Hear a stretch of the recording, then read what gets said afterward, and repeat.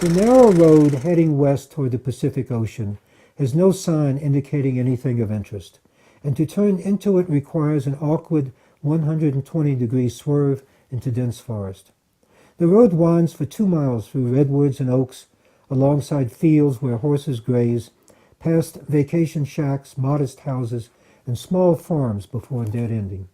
At the end of the road is a sign for the beach preserve and a booth where U.S. Forest Service employee demands $5. This is an isolated enclave of the Los Padres National Forest.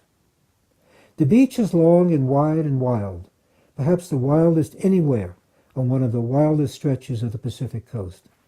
Enormous boulders, some of them a couple of 100 feet high, erupt from the sand and out of the offshore ocean. Fierce waves smash against the rocks and surge in the gaps between them.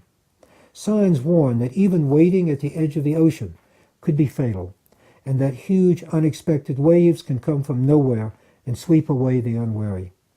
The spectacle of beach and ocean, violent waves and barren rock, is engrossing. My wife and I walked the length of the beach. Ignoring the signs, we waded into bitterly cold, shallow water. After a few seconds, our feet began to ache from the cold.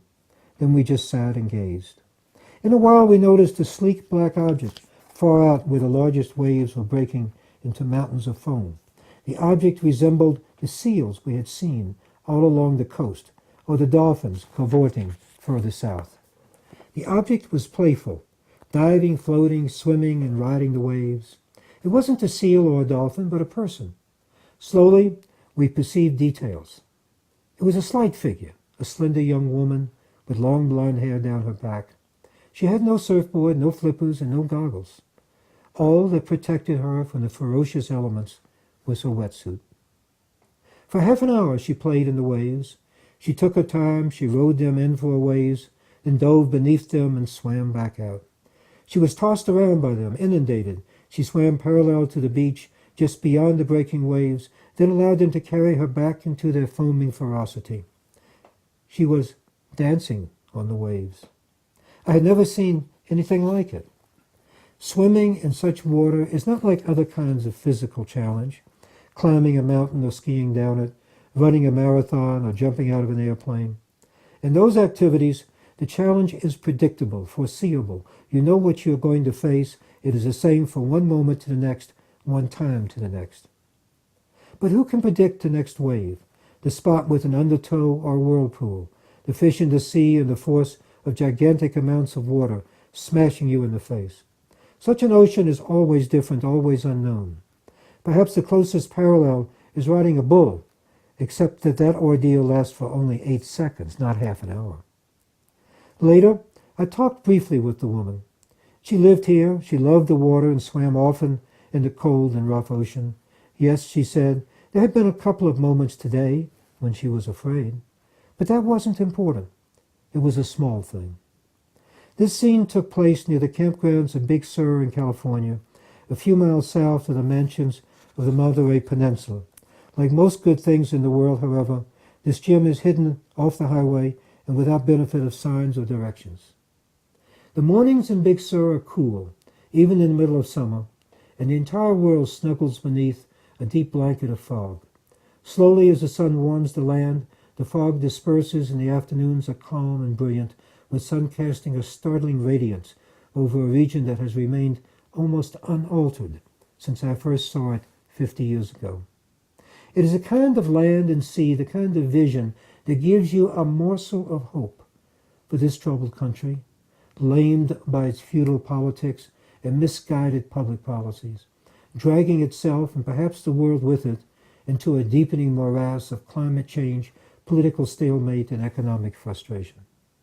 The hopeful vision of that entire coast, of my entire life, of why I have written nearly every day for more than 50 years, was embodied for me in the vision of that slender young woman dancing on the waves.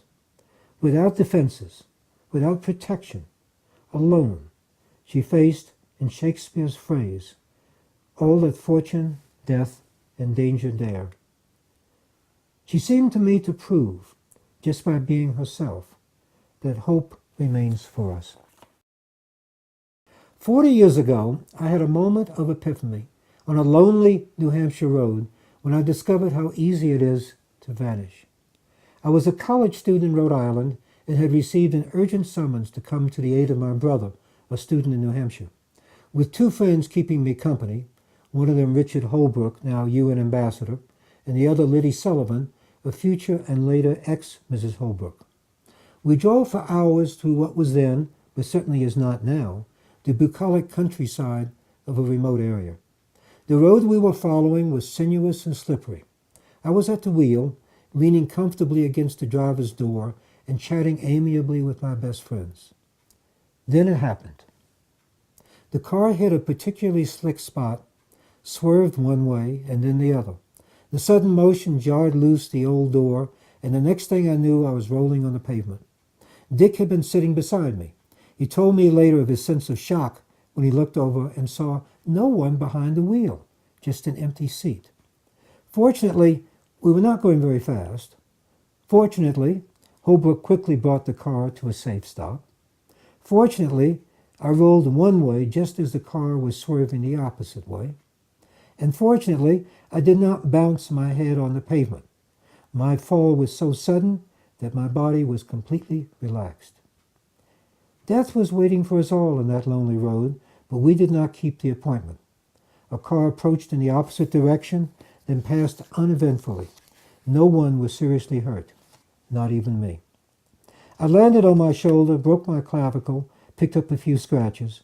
Dick and Liddy took me to the hospital in Keene, New Hampshire, where a doctor x-rayed my shoulder, bound it up, and held me overnight for observation. The next morning, we were on our way again, only a little the worse for wear.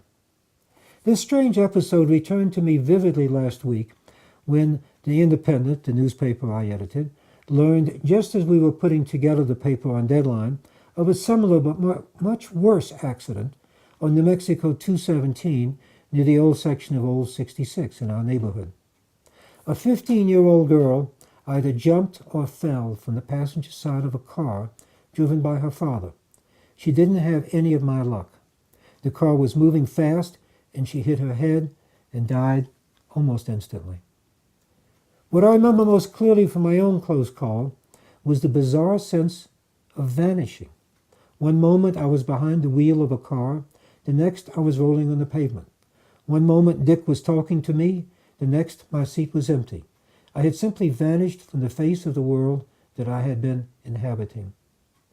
I had a somewhat similar experience once while walking with my wife one night in some village somewhere in the world. There were no street lights, and we did not have a flashlight. The evening was calm and there was no traffic. My wife was talking to me when, suddenly, I was no longer there. What had happened was that I had stepped right into a 4-foot deep hole and dropped out of sight. I was shaken up, but not seriously injured, except, once again, in my sense of identity, of solidity. I had for a moment simply vanished. In other entirely different contexts, I've had this sense of disappearing from time to time over the years. It occurred when I was seriously ill in alien places, with pneumonia in Bali and malaria in Niger. It occurred when I was in 8th grade and my leg was broken so badly playing football that I was on crutches and in a wheelchair for almost an entire school year. In these times, I crawled inside of myself. I felt not only my body, but also my soul shrinking, getting smaller and smaller until it was about the size of a walnut. I was less in the world, less in myself. I was on the verge of vanishing. It seems that it is laughably easy to just disappear. A girl argues with her father about grades. A college student doesn't notice if the car door is locked. A pedestrian strolls confidently where he cannot see. A traveler sickens. Our sense of who we are is more fragile than we would like to believe. It depends on certitude, on a sense of place and time and context. Remove these, and remove predictability, and our personalities, even the strongest ones, verge on collapse. In his newest play, The Late Henry Moss, dramatist Sam Shepard, a former Santa Fean, climbs inside the brain of cows. Quote, they live, that is all. They're just there. But they need you. They wait for you by the fence. Every day they are there at the same time, waiting." End quote. In Africa, a friend once said that life is neither a blessing nor a curse. Quote, "It just is." Unquote. We make much of ourselves, of our egos, of our imagined destinies.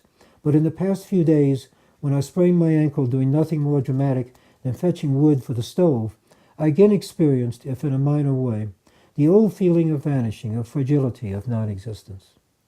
We all think we know who we are. We think we would not slip out of a moving car, fall down a deep hole, contract pneumonia in an Asian paradise, collapse while fetching wood. We think the fates will protect us. The young are famous for their sense of invulnerability, but in this, as in so much else, they do little more than ape the less admirable qualities of their elders. With age, however, we learn, or should learn, along with shepherds' cows and African villagers, that we just are.